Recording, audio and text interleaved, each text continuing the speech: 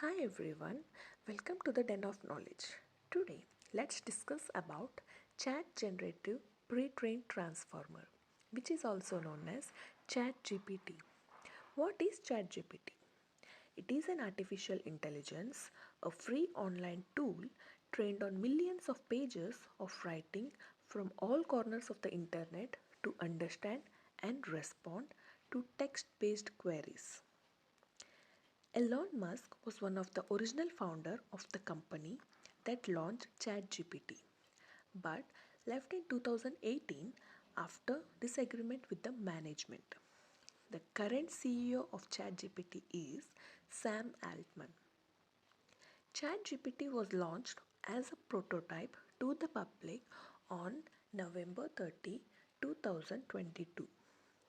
Within 5 days, more than millions of people were using it.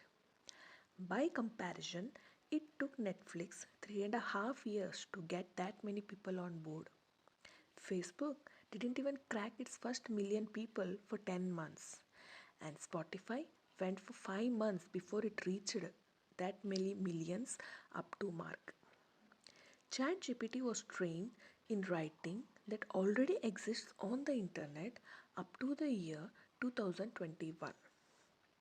There are advantages of ChatGPT, which are it is very useful for non-English speaker, it helps with homeworks, it provides assistance to educators, it personalizes learning, it even helps with exam preparations.